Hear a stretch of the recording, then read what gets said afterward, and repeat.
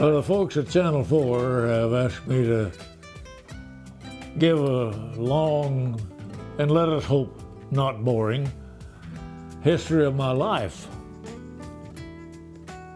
We'll try to do that in as short time as we can. I was born in Greer County, southwestern corner of Oklahoma, December 15, 1911. Which means I'm not a kid anymore. I became director of the marketing division of the Oklahoma State Board of Agriculture, which was a good job. And one day I got a telephone call from Oklahoma A&M. A couple of guys up there said, WKY has contacted us. They want us to find them a farm broadcaster. Now they said, we've got several prospects on the list, but they said, you're the number one prospect. Do you want the job? I said, I don't know. I'll call and get a description of it and see what might turn up. And in talking with them, they had a figure in mind for the, for the salary, and I had a figure in mind for the salary.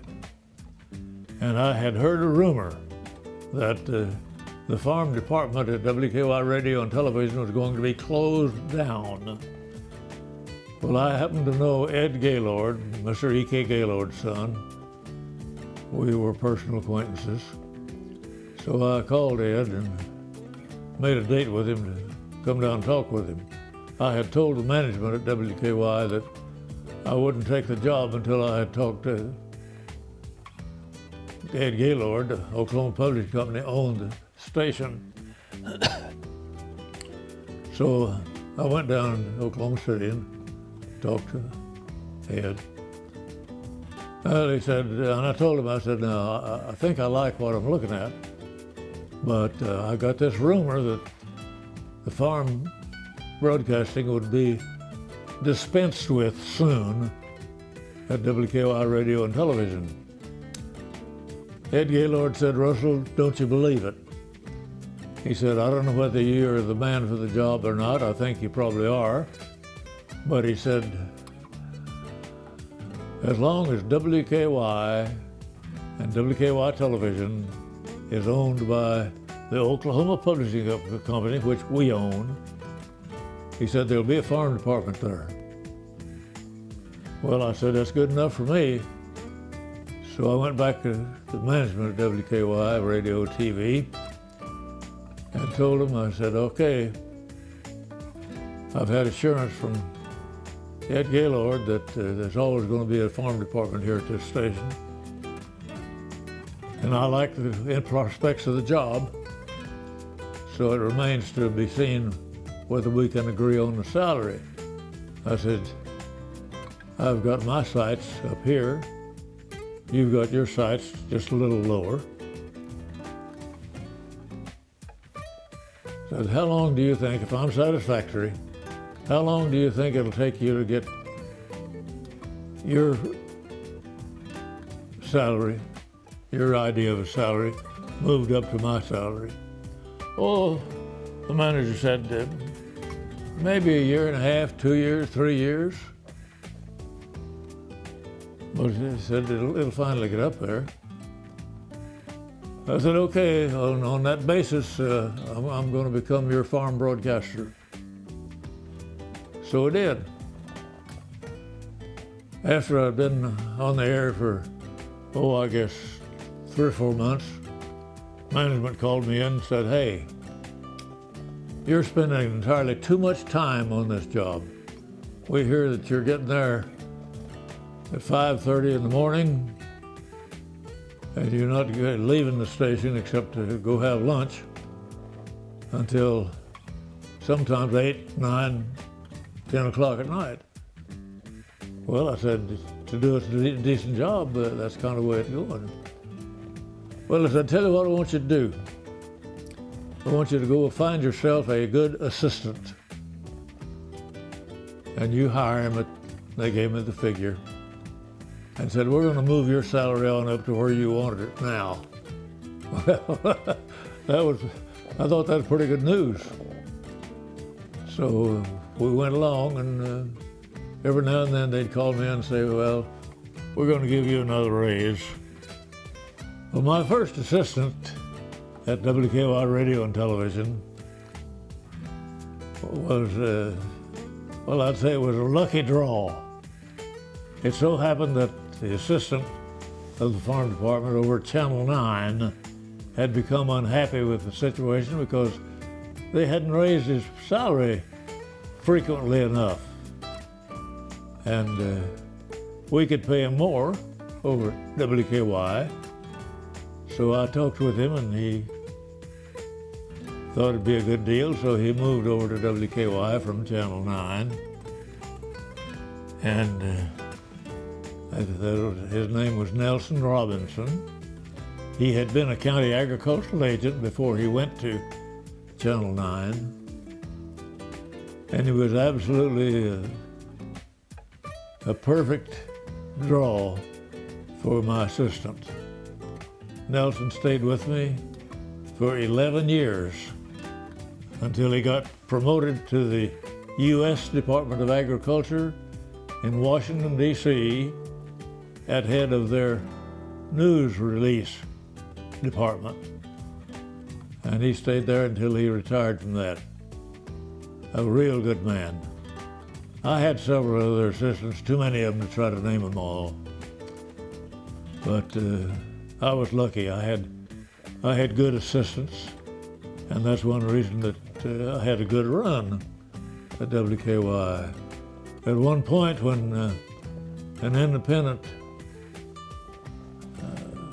rating company did a survey of the time slot in which our farm program came at WKY Radio TV, we had, and then remember now, this was not our survey. We didn't pay for it.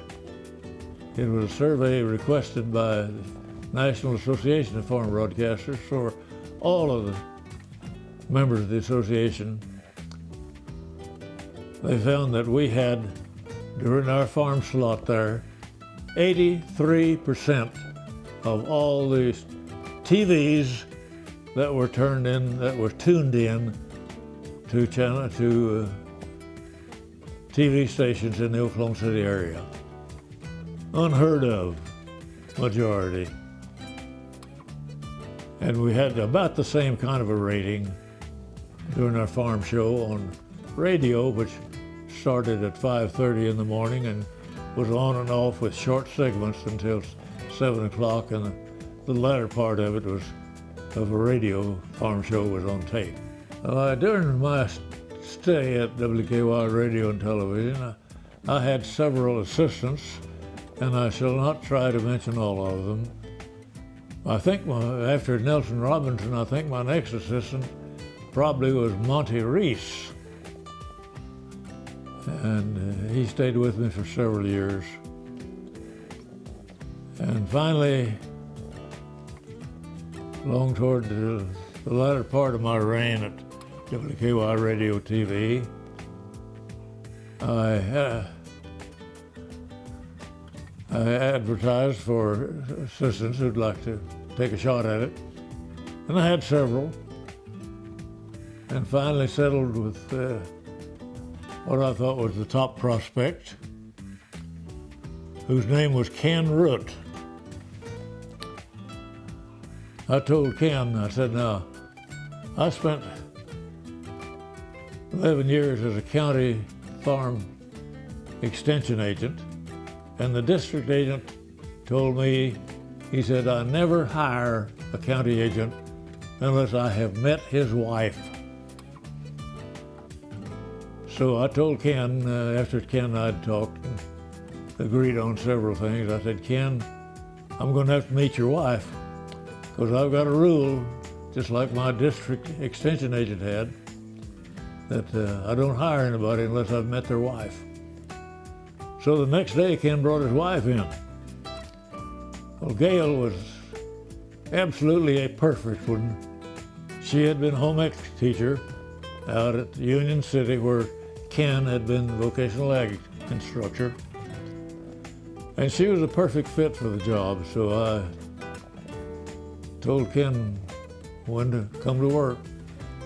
And he was with me for, I don't know how many years, but many very enjoyable years. But Gail, his wife, always told him, "Now, Ken, don't get too boastful here, because remember, you wouldn't have that job if I hadn't gone in and talked to Russell." So he had that hanging over his head all that time. I think pleasantly so, very pleasantly so. And Ken went from that to even better jobs and finally became president of the National Association of Farm Broadcasters, to which I had been president also back in, I don't remember what the years were, 1972, 73, somewhere back in there. And during that period, I had occasion to go on many, many foreign trips. The National Association of Farm Broadcasters wanted to give scholarships to young men who were in college and wanted to maybe end up as a farm news reporter or a farm radio and TV reporter. So we designed a tour situation. It so happened that one of the farm broadcasters over in Tennessee had a wife who was working for a travel agency. And she got us a deal that was unbelievable.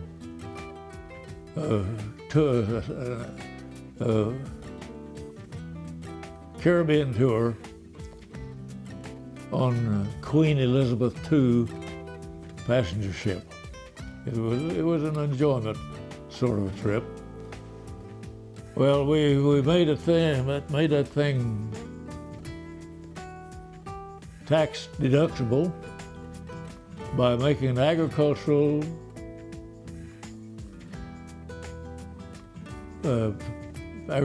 seminar at sea.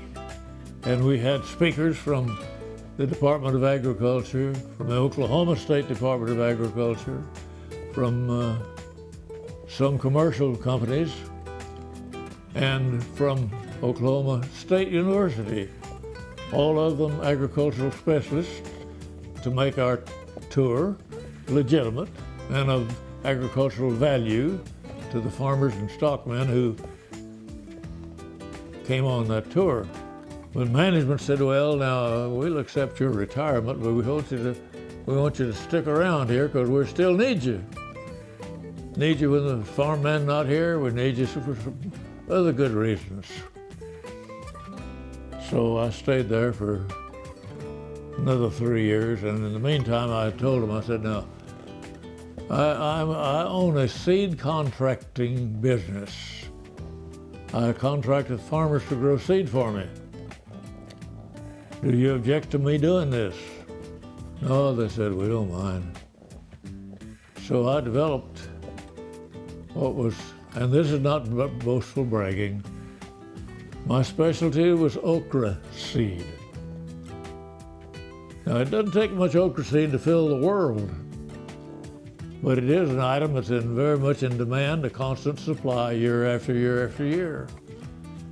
So I furnished the parent seed and supplied the farmer with the seed to plant.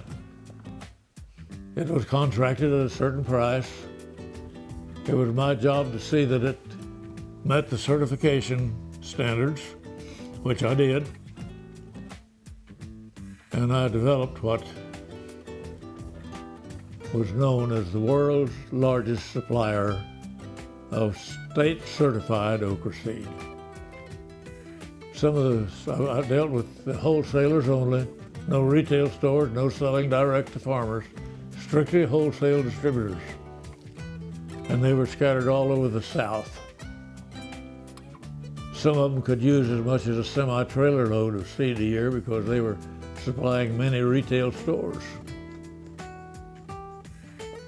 I did that until I got to the point physically that I could no longer develop my parent seed because I was walking on a walker, and you can't use these walkers out in plowed ground because you fall on your face. So I sold my seed operation to a good customer who had used my seed for 10 or 15 years at least, maybe longer. And he took over my parent stock and is now operating it. And I have nothing to do with okra seed production except to talk about it. Now, while I was in the seed business, I rented some extra space down at the fairgrounds. And as you may well know, we have horse shows almost constantly throughout the year. Big ones, some of them small, some of them maybe only a couple of hundred horses. Whereas some of them, during the course of a 2-week show, may have as many as 5,000 horses come and go. So it takes a lot of hay, takes a lot of stall bedding, takes a lot of bagged feed.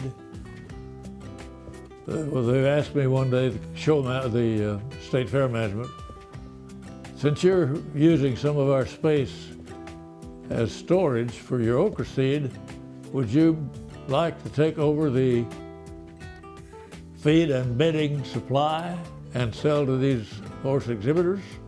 Well, I said, I don't know, let me look and see what it looks like.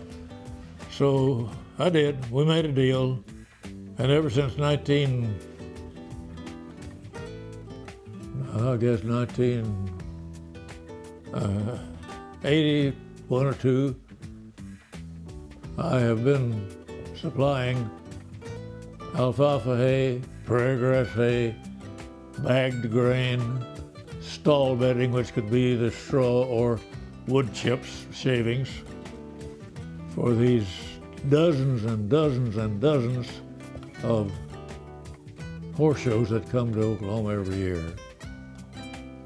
It's a big operation. We've got a crew. I've got another man there that is really the guy that does the real work. And we'll have for him anywhere from 3 to 6 or 8 helpers, depending on the size of the horse show. I'm not an employee of the State Fair.